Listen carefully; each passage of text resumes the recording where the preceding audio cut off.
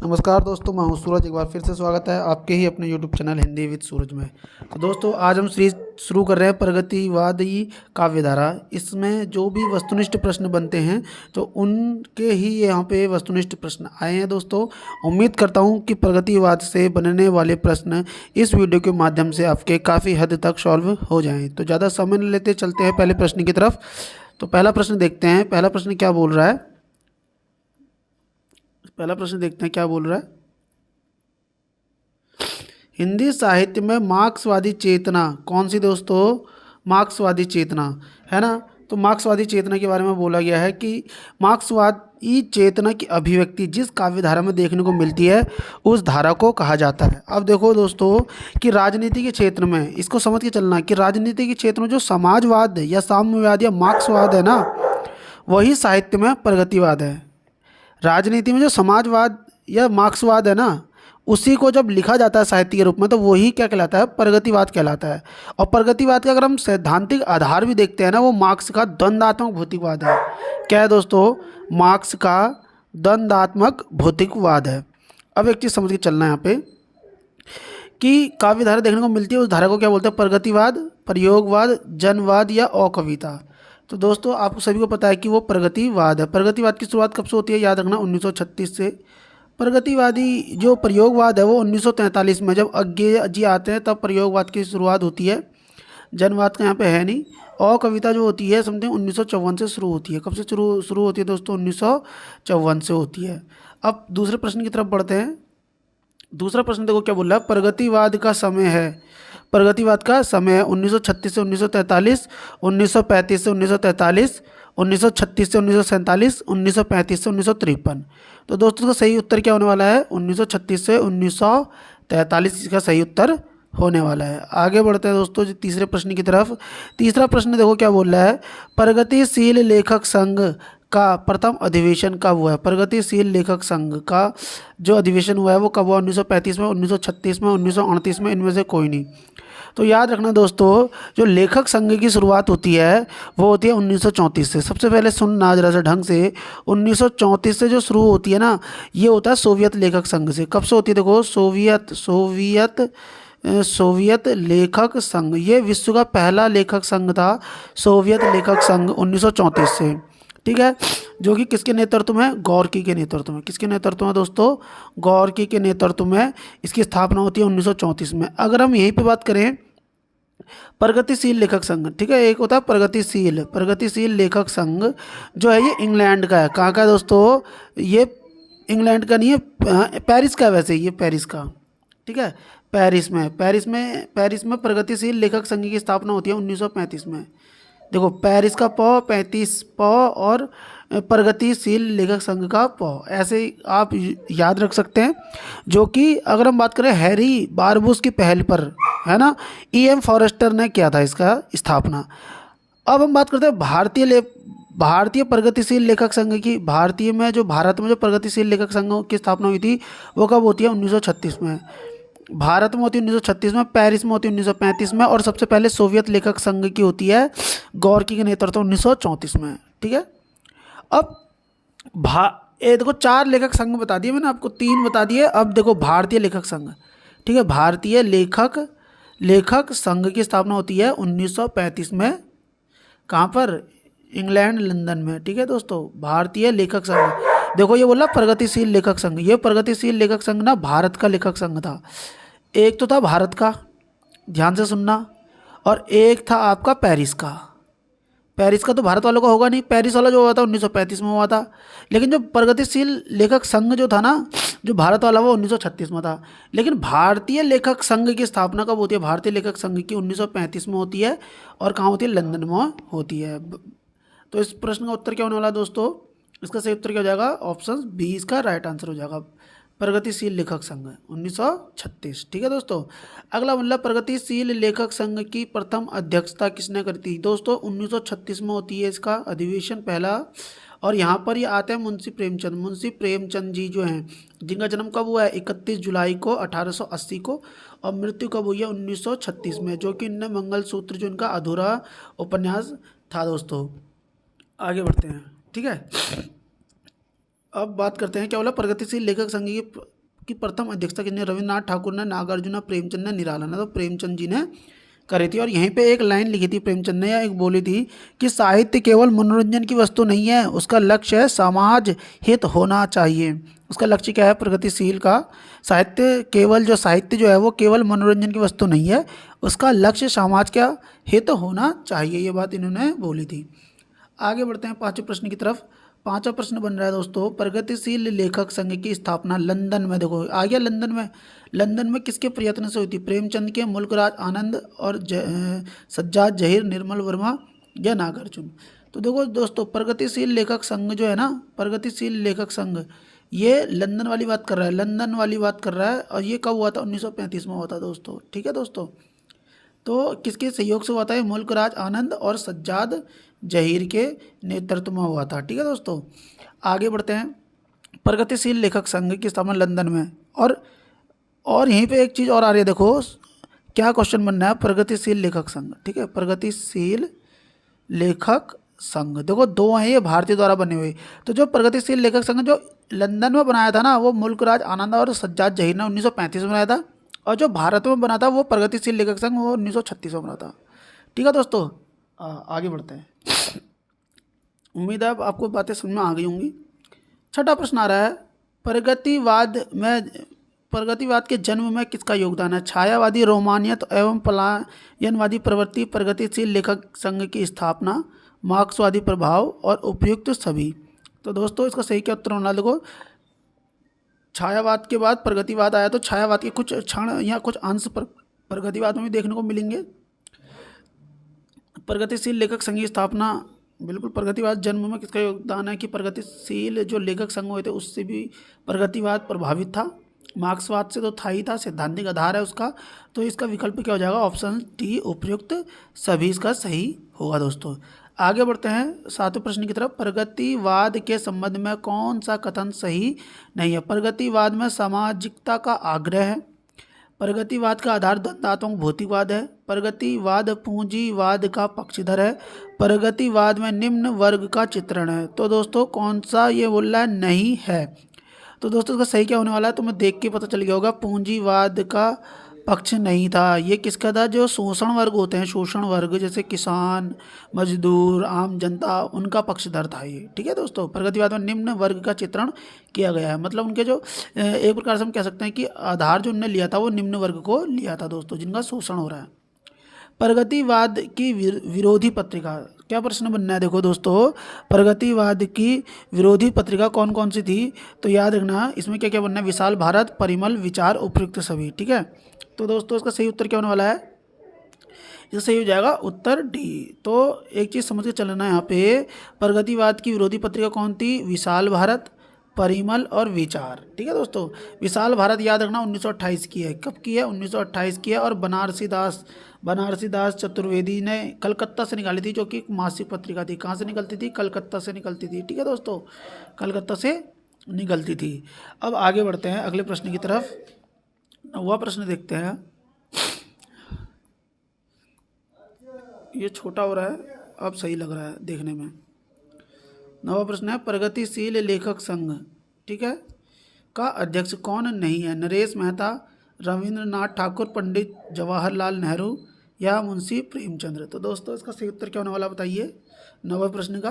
तो 9वें प्रश्न का ऑप्शन ए नरेश मेहता नहीं है, क्योंकि नरेश मेहता यहाँ ना जाकर, नरेश मेहता कहीं ना कहीं प्रयोगवाद में आते हैं। ठीक है दोस्तों, प्रयोगवाद में आते हैं, इसलिए रविन्द्रनाथ ठाकुर थे, जवाहरलाल नेहरू थे, मुंशी प्रेमचंद भी थे। आगे बढ़ते हैं 10वें प्रश्न की तरफ। 10वां प्रश्न देखते हैं, प्रगतिवाद में क्या नहीं मिलता है, निम्न वर्ग शोषित वर्ग का चित्रण, बिल्कुल, कल्पना की प्रचुरता, वास्तविकता या यथार्थ का चित्रण, क्रांति की भावना।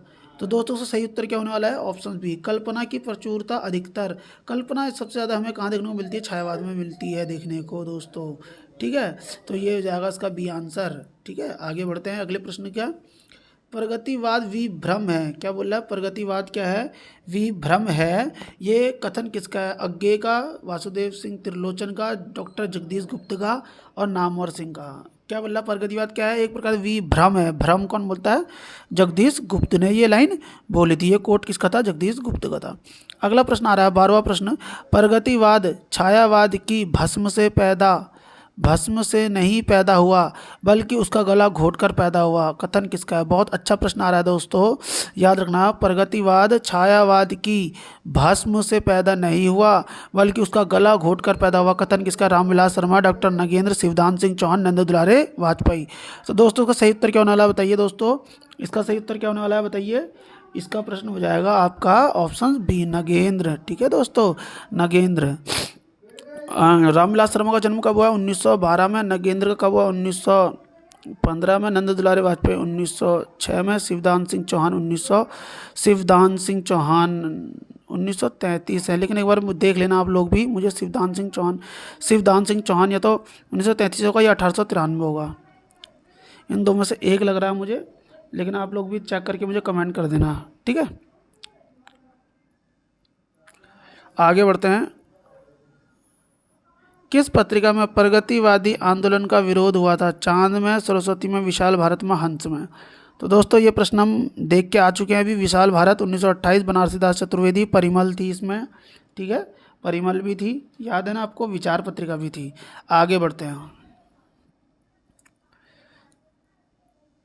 छायावाद के बाद नए आंदोलन की शुरुआत नंद दुलारे वाजपेयी ने किससे मानी है? गिरिजा कुमार माथुर, रामेश्वर शुक्ल अंचल से, बच्चन सिंह से, दिनकर से। क्या बोला? छायावाद के बाद नए आंदोलन की शुरुआत नंद दुलारे वाजपेयी ने किससे मानी है? गिरिजा कुमार माथुर से, रामेश्वर शुक्ल अंचल से, बच्चन सिंह से और दिनकर से। तो दोस्तों, इसका सही क्या उत्तर होने वाला है? रामेश्वर शुक्ल अंचल से। ठीक है दोस्तों, रामेश्वर शुक्ल अंचल 1915 वाले थे। ये 1915 का इनका जन्म है। रामधारी सिंह दिनकर, गिरिजा कुमार माथुर 1918 में है। बच्चन सिंह का 1919 में है। रामधारी सिंह दिनकर 1908 में दोस्तों। ठीक है, जन्म। आगे बढ़ते हैं अगले प्रश्न की तरफ। अगला प्रश्न देखो 15वां आ रहा है। शोषकों का विरोध एवं शोषितों के प्रति सहानुभूति किस काव्यधारा में विशेषता है? तो प्रगतिवाद, छायावाद, प्रयोगवादी और नई कविता। तो दोस्तों, इसका सही उत्तर क्या होने वाला है? ऑप्शन ए, प्रगतिवादी कविता में है। यह प्रगतिवादी युग में शोषकों का विरोध और शोषितों के प्रति सहानुभूति इसमें दी गई है। 16वां प्रश्न देखते हैं। प्रगतिवाद का संबंध किस दर्शन से है? प्रगतिवाद का संबंध किस दर्शन से है दोस्तों? अद्वैतवाद से, प्रकृतिवाद से, मार्क्सवाद से, अरविंद दर्शन से। तो तुम्हें पता ही है दोस्तों, मार्क्सवाद से है। ठीक है, अब बढ़ते हैं अगले प्रश्न की तरफ। अगला प्रश्न आ रहा है आपका 17वां प्रश्न, 17वें नंबर पे आ रहा है। एक सेकेंड दीजिएगा।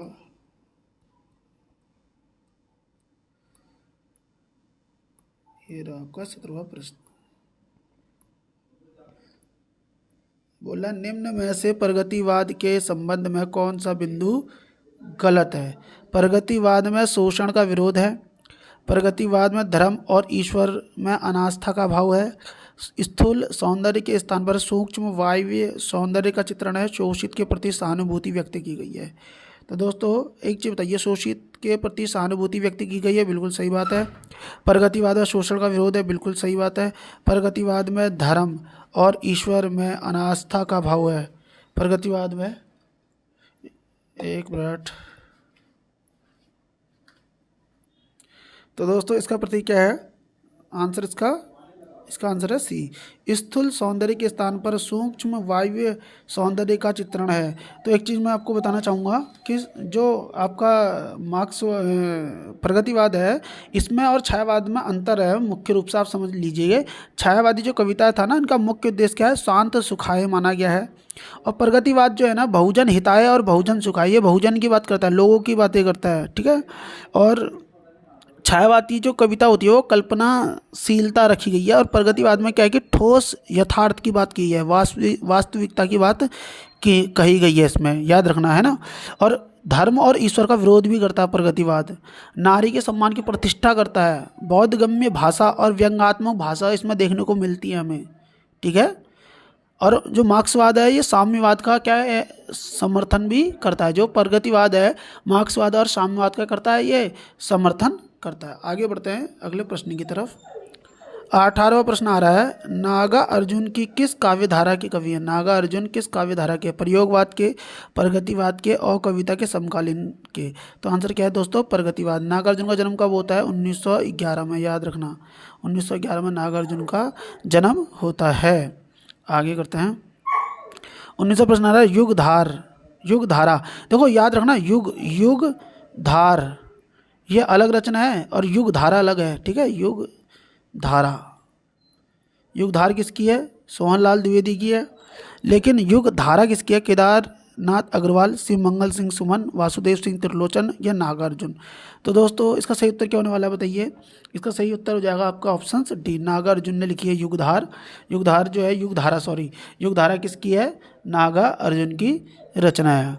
अब एक चीज़ मुझे और बताइए आप लोग कि जब आप प्रगतिवाद पढ़ रहे हैं तो उसमें मुख्य रूप से अपना 3-4 ही राइटर को पढ़ना होता है डिटेलिंग में, है ना। क्योंकि युगधार कब की है? देखो तो 1953 की है, याद रखना इसकी।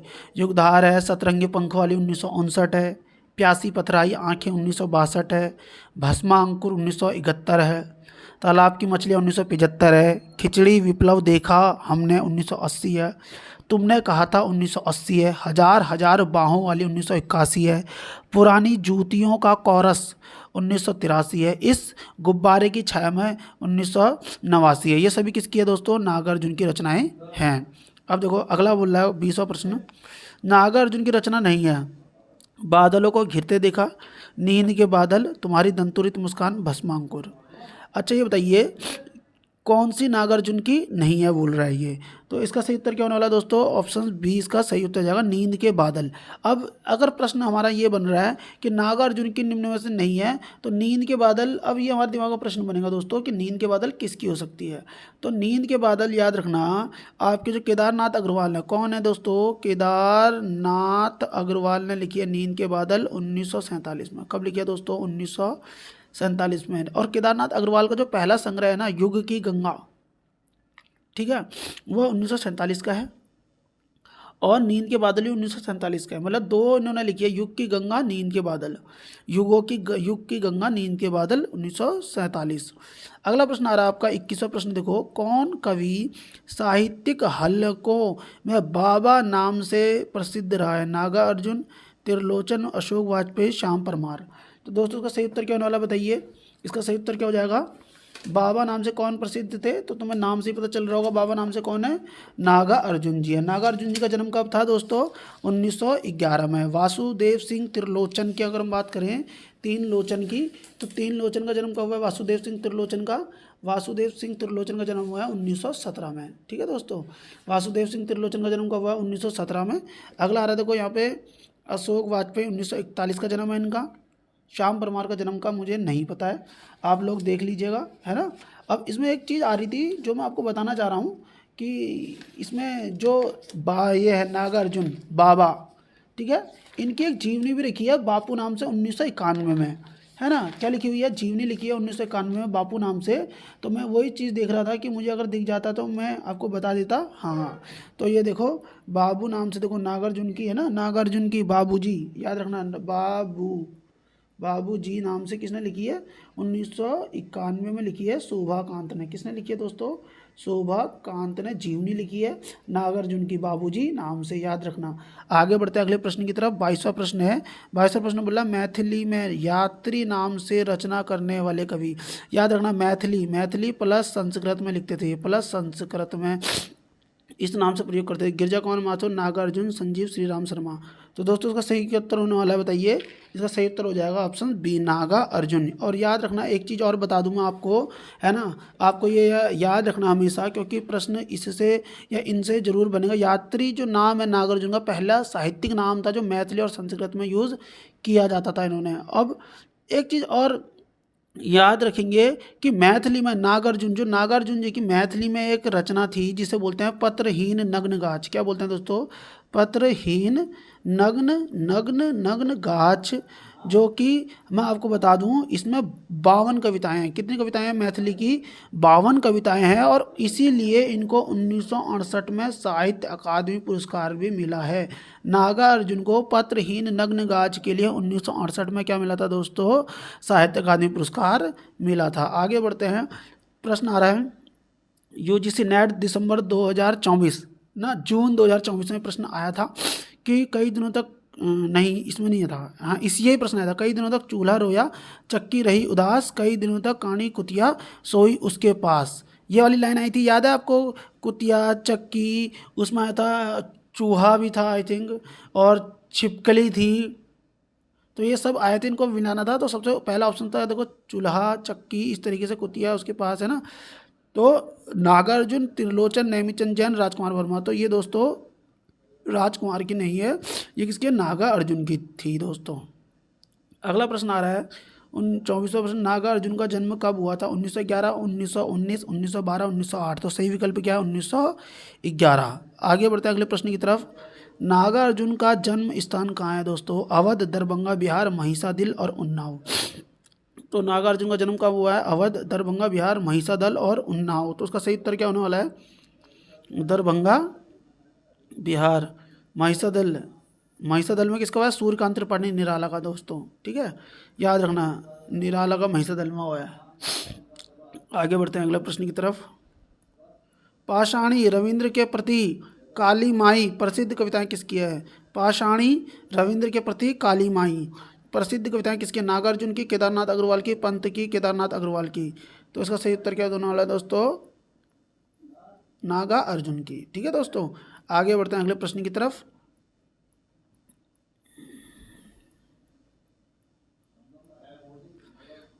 अगला प्रश्न आ रहा है 27वां, सिंदूर तिलकित भाल काव्य कृति की रचनाकार कौन है? ज्ञानेंद्र पति, मदन कश्यप, नागा अर्जुन, चंद्रकांत देव ताले। तो नागा अर्जुन की ही ये कविता थी दोस्तों। आगे बढ़ते हैं। घुन खाए सह तीरों पर 12 खड़ी विधाता बाँचे, किसकी पंक्ति है? नागार्जुन। घून खाए सह तीरों पर 12 खड़ी विधाता बाँचे, किसकी पंक्ति है? नागार्जुन, चंद्रकांत देवताले, केदारनाथ सिंह, भवानी प्रसाद मिश्र। तो दोस्तों इसका सही उत्तर क्या होने वाला है? नागा अर्जुन की ये कविता है दोस्तों, पंक्ति है सॉरी। अब ये प्रश्न आ रहा है, आओ रानी हम ढोए पालकी, ठीक है, आओ रानी हम ढोए पालकी। तो ये किसकी कविता है बोल रहा है? त्रिलोचन की, महेश्वर तिवारी की, वीरेंद्र मिश्र की और नागा अर्जुन की। तो दोस्तों इसका सही उत्तर क्या होने वाला है? ऑप्शन डी, नागार्जुन की कविता थी। कौन सी कविता थी? याद रखना, आओ रानी। आओ रानी एक कविता है, उसकी ये पंक्ति है दोस्तों। आगे बढ़ते हैं अगले प्रश्न की तरफ। पुरानी जूतियों का कॉरस, ठीक है, आपने सुना था हजार हजार बाहों वाली पुरानी जूतियों का कॉरस। तो मैंने बोला था हजार हजार बाहों वाली 1981 और पुरानी जूतियों का कॉरस 1983। अभी मैं आपको बता के आया हूँ ये किसके? नागार्जुन, केदारनाथ अग्रवाल, शंभुनाथ सिंह, अनूप अशेष। तो उसका सही उत्तर क्या है? नागा अर्जुन की है दोस्तों। अगला प्रश्न आ रहा है 31वां प्रश्न, प्रगतिवाद के प्रमुख कवि नहीं है? नागार्जुन, अज्ञे, रामधारी सिंह दिनकर, गजानन माधव, मुक्तिबोध। ठीक है दोस्तों। तो ये प्रश्न थोड़ा सा देखो कितना अच्छा प्रश्न डाल दिया इन्होंने कि प्रगतिवाद के प्रमुख कवि नहीं हैं, रामधारी सिंह दिनकर, अज्ञे और नागार्जुन और मुक्तिबोध। तो उसका सही उत्तर क्या होने वाला है दोस्तों बताइए? इसका सही उत्तर हो जाएगा आपका ऑप्शन बी, क्योंकि अज्ञे क्या थे? प्रगतिवाद वाले थे दोस्तों, सॉरी प्रयोगवाद वाले। कौन से थे? प्रयोगवाद वाले थे। आगे बढ़ते हैं 32वें प्रश्न की तरफ। कवि त्रिलोचन, वासुदेव सिंह त्रिलोचन। अरे बाप रे, इसका पूरा नाम ही पूछ लिया उन्होंने तो। वासुदेव सिंह, शिव प्रसाद सिंह, राधिका रमन सिंह और इनमें से कोई नहीं, ठीक है। तो इसका आंसर क्या हो जाएगा? वासुदेव सिंह त्रिलोचन। वासुदेव सिंह त्रिलोचन का जन्म अभी मैं आपको बता के गया हूँ 1917 में हुआ है। राधिका रमन प्रसाद का 1890 में हुआ है। शिव प्रसाद सिंह 1893 में हुआ है। आगे बढ़ते हैं। अगला देखो प्रश्न क्या बोल रहा है।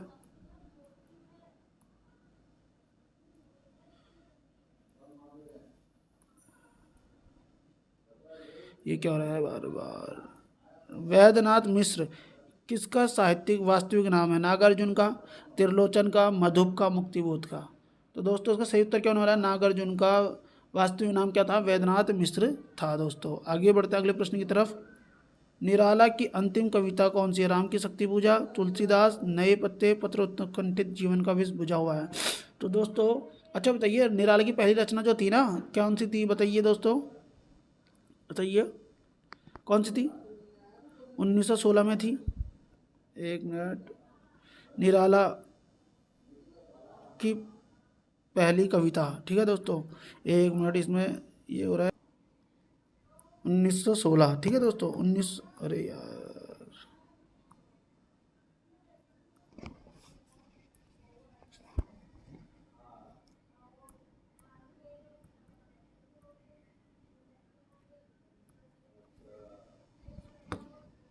माफ़ी चाहूँगा मैं इसके लिए।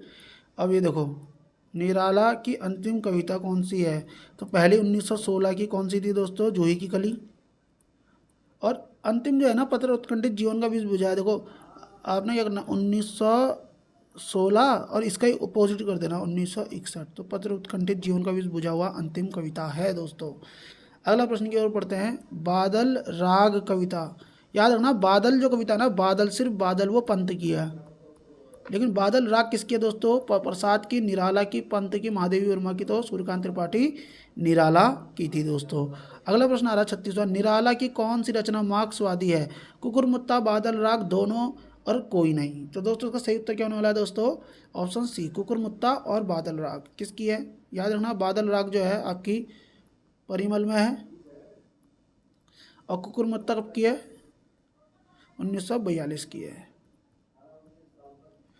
अब देखो अगला 37 में, अबे सुनबे गुलाब, भूल मत गर पाई खुशबू रंगो आब। काव्य पंक्तियों का संबंध है प्रयोगवादी काव्य से, प्रगतिवादी काव्य से, समकालीन काव्य से, छायावादी काव्य से।